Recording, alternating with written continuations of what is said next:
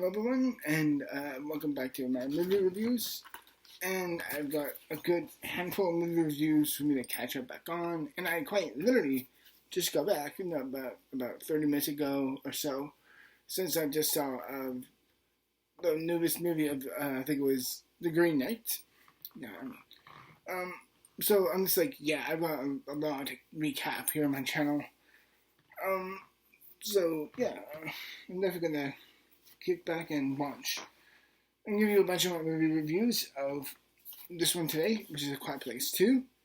Resident Evil Infinite Darkness, which is an anime series that dropped about a month ago on Netflix. Batman The Long Halloween Part 1. Black Widow, and the one I saw today, which is of The Green Knight. And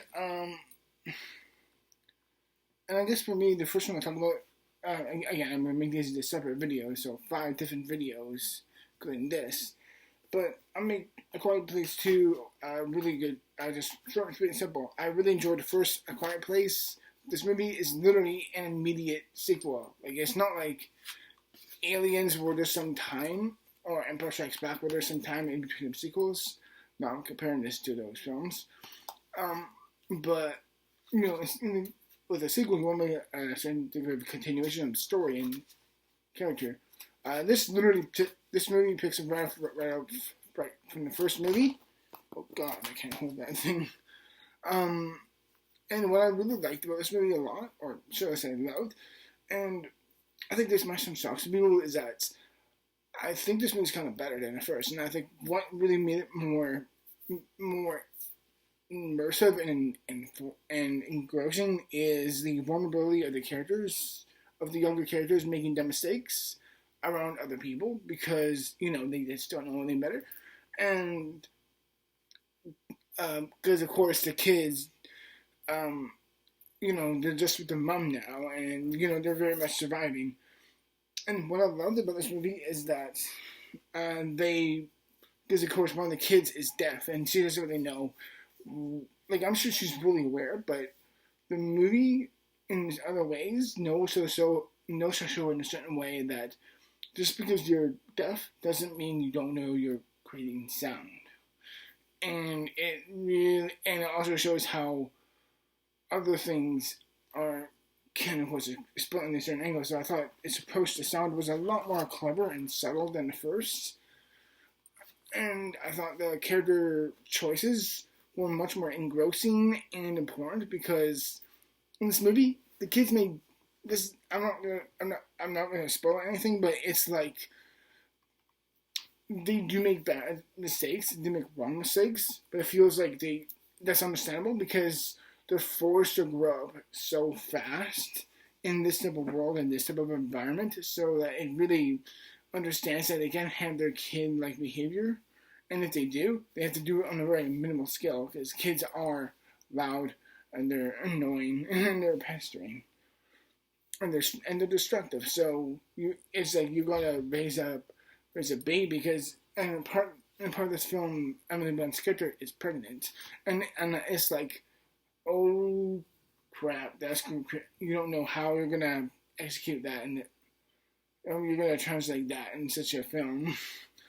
And I thought its character-driven moments really, are really a lot more engrossing, and I felt a lot more fear for them, and I thought the narrative really helped with the story.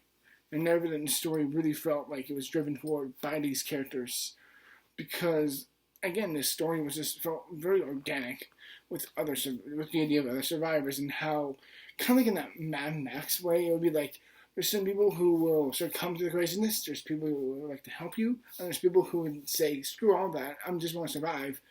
And when to me, it's a liability. And you can kind of understand how this film would kind of understand all these different angles. And Quiet Place 2 was just so beautifully tense and terrifying moments. And yet balanced out with a really nicer, smaller moments. That with a lesser director, and yet I think this is like John Krasinski's like first or second film directing. I forget for a fact if he directed this one. Yeah, you directed the first one as well. My bad. um, is that as I said, with a lesser director, that would have done wrong. But John Krasinski knew how to build that in such a way where you knew you could put these characters in such moral dilemmas and dangerous moments that could cost them their lives. And I felt the first one had this safety-bound family angle to it of like, hey, we have to be together and everything. This one's like, no, the kids are going to go and muck around and make their own mistakes, and as kids should do because that's how they grow. But in a world like this, it will cost them their lives. And I thought A Quiet Place 2 felt a lot more smarter on concept, in tears and fights, in smaller, good, more beautiful moments. It knew how to deliver those in such degrees that I thought the movie was just incredibly endearing and terrifying at the same time. And as much as I enjoyed the first one, I think this is a better sequel. I like this movie a lot more than the first. Is there any faults with the movie? I guess some of the side characters at times felt a little pointless. John Hunter's character, I felt like could have a little bit more character understanding where he was coming from, especially concerning that there is an island. And I'm like, yeah, that's clever. But I'll just leave it at that. And overall, I thought A Quiet Place 2 was it's a great sequel. I thought improved on certain problems I had with the first. And overall, I thought it was just a terrific, well done movie, and it's one of the best films of the year, in my opinion. So, yeah. Thank you. I'm probably going to give A Quiet Place 2 8.5 out of 10. I feel this is a great damn movie. And it had, overall, I thought it was really good. I hope you really enjoyed my reviews, everyone. And as always, there'll be more to come, as always. So, yeah, thank you very much. As always, stay safe.